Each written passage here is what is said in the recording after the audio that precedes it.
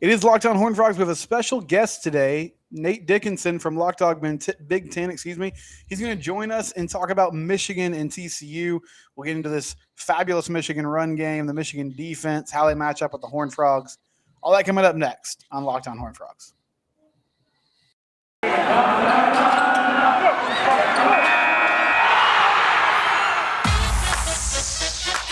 You are Locked On Horned Frogs, your daily podcast on the TCU Horned Frogs, part of the Locked On Podcast Network, your team every day.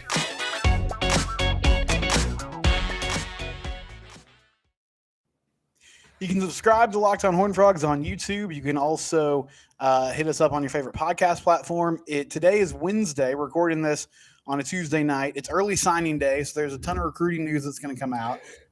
But we're also talking the Fiesta Bowl, the college ball playoff, which is coming up. And to do that, we have Nate Dickinson with us. You can find him on Twitter at Nate with Sports. And Nate hosts Locked On Big Ten, which would also be a great podcast to subscribe to on YouTube. And so I brought Nate in to talk about this game against Michigan. And Nate, I wanted to start with, it was really interesting. A couple of years back, I remember Jim Harbaugh, he had done a nice job kind of elevating the Wolverines, but they weren't winning the huge games, right? Like they were losing to Michigan State. They were losing to Ohio State. And there was talk about maybe him going back to the NFL. Would Michigan possibly move on? What direction would they go? They sort of renegotiated the contract. And then they just started bludgeoning everyone after that. And they really kind of flipped the script and took over the league. So how has that played out the last few seasons? What was sort of the secret sauce that got them to a place where they were starting to beat those big boys and win those rivalry games that they weren't winning early in his tenure?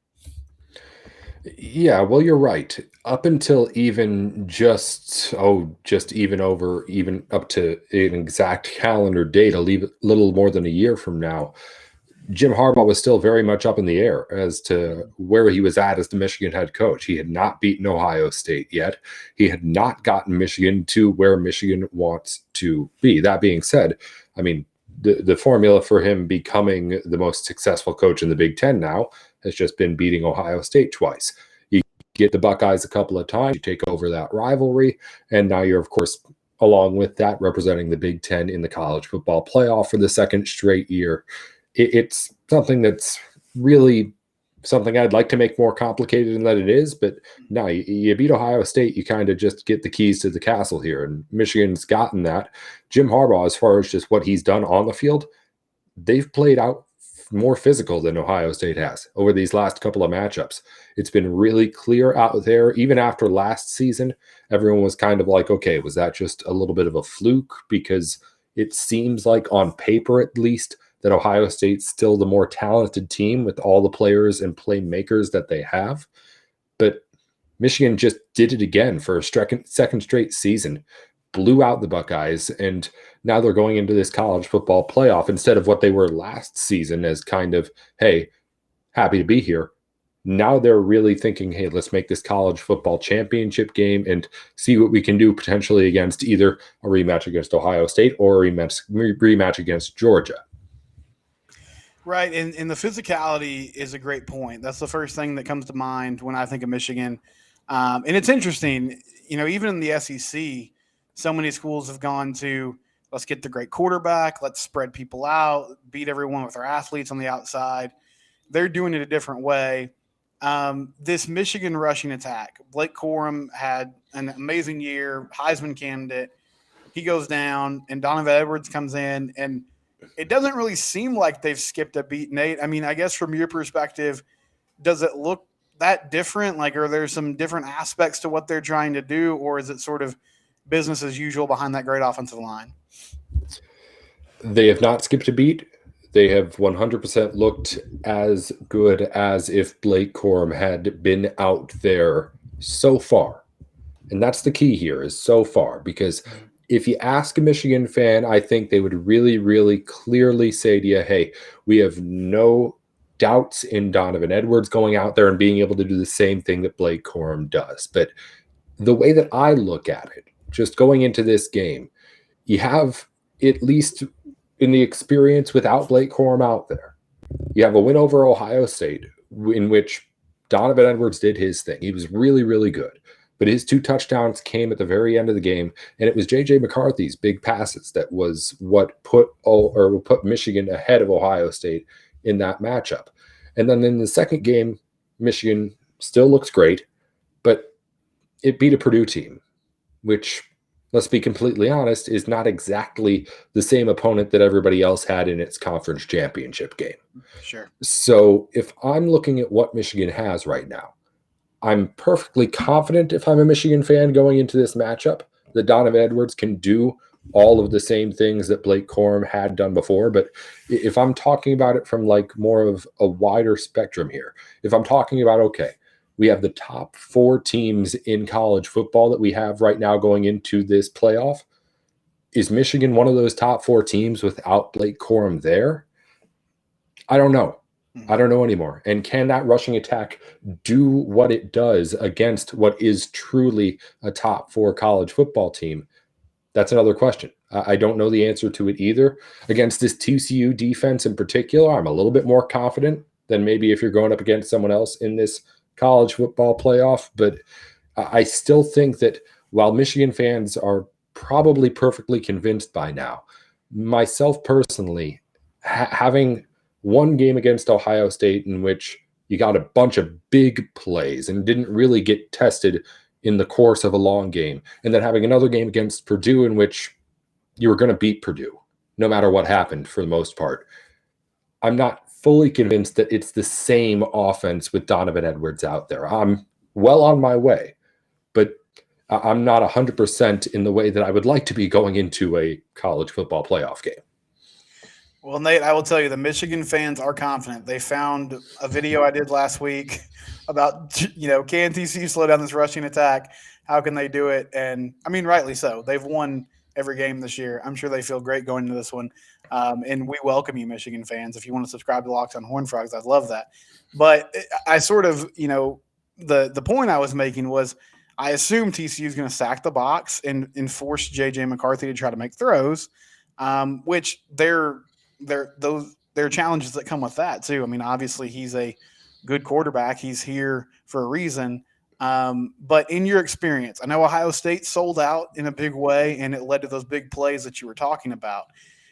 Can McCarthy, step up in the pocket? Can he make those big plays? Do they have the weapons around that running game to make you pay in the passing game? If TCU just says, we're not going to, we're just not going to let you beat us on the ground all day long, you have to complete some passes here. It's odd because it's kind of a really similar question of, do you believe in the really small sample size with J.J. McCarthy? Mm-hmm. Because a lot of people are going to point to that Ohio State game. You're right. He had a lot of really good plays, but you're also right in saying that Ohio State completely sold out in that game on just stopping the run.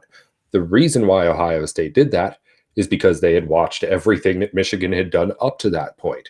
In every one of those other games, Wolverines had not had to lean on J.J. McCarthy. J.J. McCarthy had not had to have a big passing game in really any game at all up until the Ohio State game. It was all Blake Corum all the time. It was the reason why he was a Heisman candidate leading up to the point where he ends up getting injured there at the end of the season, and who knows what would happen. But anyway, the point being that up until the point where he had to make those big throws against Ohio State, and Ohio State gave him the chance to, J.J. McCarthy hadn't been tested yet, really at all, even against like a Penn State team. Michigan blew that team out. It was not a game where J.J. McCarthy had to go out and win it. He did it against Ohio State. He did. 69-yard touchdown, 75-yard touchdown, 45-yard touchdown. That's undeniable kind of stuff right there.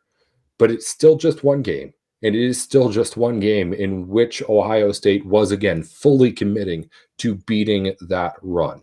So it's the same kind of question, really.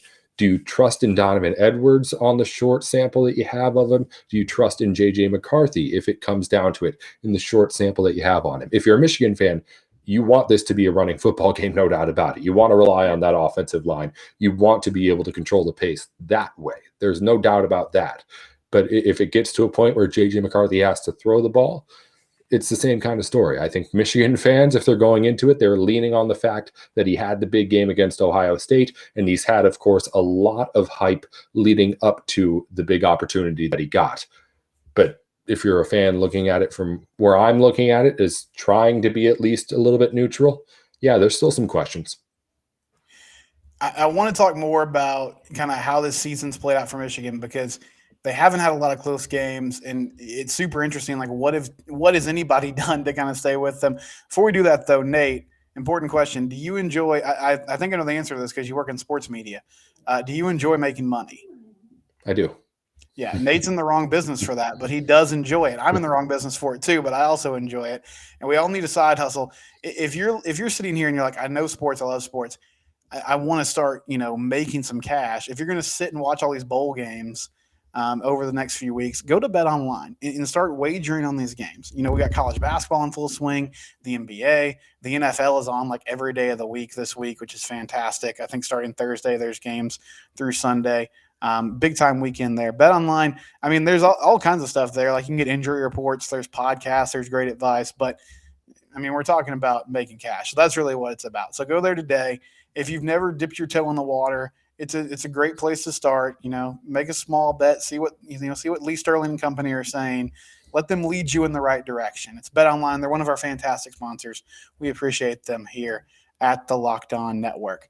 So Nate, I mean, this is fascinating. Georgia is kind of the team that everyone looks at and says, this is the dominant, preeminent sort of power in college football, and rightly so. But you look at the scores of these Michigan games. I mean, besides Illinois, I know Penn State, as you mentioned, like, that was a ball game for 3 quarters and they sort of pulled away. Ohio State, they, stayed with them in the first half, and then Michigan sort of imposed their will. What the teams that have kind of hung around with them, what have they done well against Michigan that's made this a football game? Because they have won so many games by wide margins this year. Yeah, there's been really only 2 games that Michigan have played really relatively close. One was against Maryland. They won 34-27. Mm-hmm. In that one, Michigan just made quite a few mistakes, to be completely honest. There were a lot of opportunities for Maryland to win that game. I think a lot of Maryland fans would tell you they had a really good shot at winning that game, and Michigan just really, as they do in the second half, just kind of proved to be the better team and took over and won it. It was a high-scoring matchup. Michigan got its points. I was much more interested in the more recent close matchup against Illinois, low-scoring battle, in which Illinois was really, really good at just bending but not breaking on defense. In that second half, Michigan doesn't score a touchdown. It kicks 4 field goals to get the win over the Illini. Illinois gets 2 touchdowns off of Chase Brown, but that's all the points it gets. And after, of course, the lead it takes into halftime, Michigan's able to win it off Jake Moody's kick at the end. But throughout that third quarter, Michigan was going through drives that, if you were watching the game, it's like, hey, this team's moving the football well. It should be able to close out this team. But instead, Michigan was getting held to field goals and Illinois was scoring touchdowns, which is atypical of what Michigan has done this year. It's one of the things among many that the Wolverines have been really, really good at, is executing on finishing drives. So if I'm looking for a kind of antidote to beat the Wolverines at this point, or at least run with them, one of the big things that Illinois did was bend but not break. Make sure that they can, at the very least, give themselves a chance to win the football game with what their defense can do in holding to 3 instead of 7. Because, to be quite honest, if you're looking for other weaknesses, there's not a lot of them in this Michigan offense. You can think maybe, okay, J.J. McCarthy's not what we think he is. We can think that maybe Donovan Edwards isn't going to be able to continue what he's done. But the evidence that we have so far is that those guys are actually really good. So if you're able to turn a 7-point drive into a 3-point drive against them, it can go a long way. And on the flip side, Michigan's defense has been really stout, in red zone situations. I know they've allowed teams to move the chains at times, but they don't give up a ton of points. So Max Duggan, I don't know how much of him you've got to watch, Nate. The first couple of years of his career, he was really more of a running QB, and that's how he hurt people. Now he's become a more complete player this season, even though in the Big 12 championship game, they sort of got back to that. But his mobility, is that something that could bother a very, fundamentally sound Michigan defense? I know they've seen some really talented quarterbacks this year, but is that a way that TCU could kind of maybe exploit some advantages when plays break down? I'll tell you, I was trying to think a little bit before we got on here about at least some sort of examples. And you're right, Big Ten has a lot of talented quarterbacks, but not many of them are known for that ability to be that kind of especially mobile quarterback. So, Mm-hmm. while I have full faith in the Michigan defense, if you're looking for something that at least they haven't seen a whole lot of this season, yeah, a guy who can run the football around in the way that Duggan does can certainly be someone that can throw them off for a little bit. Of course, Michigan has plenty of time to prepare for it. But I Right. mean, if you're looking at quarterbacks in the Big Ten to try and compare to that, I mean, Talia Tungo maybe he's Mm-hmm. a big arm guy that's known to at least run around a little bit, but he's running around as a compliment to the big arm that he has. I mean, same thing with the CJ Stroud kind of guy. If you're looking around the Big Ten and the players that Michigan's defense has gone up against, yeah, it's something that you could say at the very least Michigan hasn't seen a whole lot of so far this season. I don't think it's something that'll cause him too much trouble. That defense is menacing out there.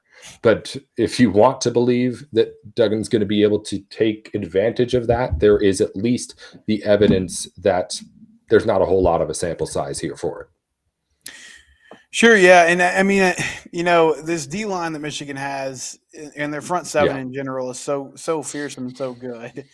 I do wonder if TCU can find a way to protect and give Max time. They do have talented receivers. It starts with Quentin Johnston, and then they have some speedy guys, on the inside and outside as well. Am I overstating things here, Nate? I know the secondary has been solid for them. Is that the one place in the defense that it feels like teams have kind of made some things happen against Michigan throughout the year? No, you're not wrong. It's going to be a matter of just the amount of time that's there. When quarterbacks have had at least a little bit of time to be able to throw the ball, they've had at least some success when you have the talent there to be able to make those plays. Michigan, of course, has the talent across the defense to be able to stack up with you if you're not going to match them on that. But Mm-hmm. TCU has the talent to match them. So if there's enough there in the trenches to be able to get some blocking, then yeah, there could be some ways to get some yardage on that side of the football by at least going through the air. Because I know if you're looking through the way that Michigan has defended, at least throughout the season, by the numbers on paper, there's not a lot of holes to pick from. Man, this is fun. I'm starting to finally feel it, Nate. We're almost to Christmas. Once we get to Christmas, we're a week out basically. It's been a long sort of drawn out process here. I'll ask you for a prediction if you want to give it to me, but I guess more than that, just what's kind of your gut feeling? I know it's always tough to predict these things because there is so much time off, but as good as Michigan's been this year, this matchup against TCU, how do you sort of see it playing out as we sit, a week and a half away from these two teams matching up there in Arizona? I think this is going to be a really good game. I know that right now, and I'm sure you'll discuss whatever the line is officially on BetOnline at some point between now and the game time. So I'll just say it's at some point like 7.5, 8 points right now in favor of Michigan. So Yeah. that I don't think is fair enough. I don't think that's fair enough to the Horned Frogs. You should be able to keep this game closer. Just in my head, I'm thinking about the things that we've talked about. The fact that, yes, J.J. McCarthy looked good against Ohio State, but that was a game in which he was getting a whole lot of really good looks based on what Ohio State was giving him. And he has, again, a very small amount of time that he's really been leaned on to win games. He's done what he's needed to do, but there has not been a big challenge for him to say, come back from behind in a game and win a big one. Same thing with Donovan Edwards. He's been really good. He's been really good all season long behind Blake Corum. There's been, of course, the Ohio State game in which he did his thing at the very end of the game and closed the door on things for sure, no doubt about that. And then, of course, he did what he needed to beat Purdue too. But when you're putting together a team in TCU that's supposed to be one of the top 4 in the country, neither J.J. McCarthy or Donovan Edwards have a huge amount of experience to tell you that they can, week in and week out, be able to compete at that level. So if you're a Horned Frogs fan, I say that you're relying on one of those two guys having enough of an off game for you to be able to take advantage and win the football game. I think Michigan's the more talented team, but I think there's definitely a window here for TCU to win the game. Yeah, on paper, I mean, it really does. Like, Michigan has some distinct advantages. I think TCU has a few as well, and it'll really come down to kind of who can play to their strengths and maybe also like the weaknesses. TCU, can they hold their own against that run game enough that maybe their offense can make some things happen against that Michigan defense? Nate, let the people know where they can find you and all your various work on Locked On Big Ten. Of course, the show's Locked On Big Ten. If you're typing it out, it's a 1-0 at the end, not TEN on Big Ten there. That's same on the podcast, wherever you listen, on Twitter and on YouTube too. And as you mentioned off the top, I'm Nate Dickinson at Nate with Sports on Twitter, if you want to follow along there. Follow them, Horned Frog fans. Get all the Michigan information you can before this matchup. We'll have another episode dropping today, this afternoon, about early signing day. So stay tuned for that. This is Locked On Horned Frogs. We're part of the Locked On Podcast Network. Your team every day.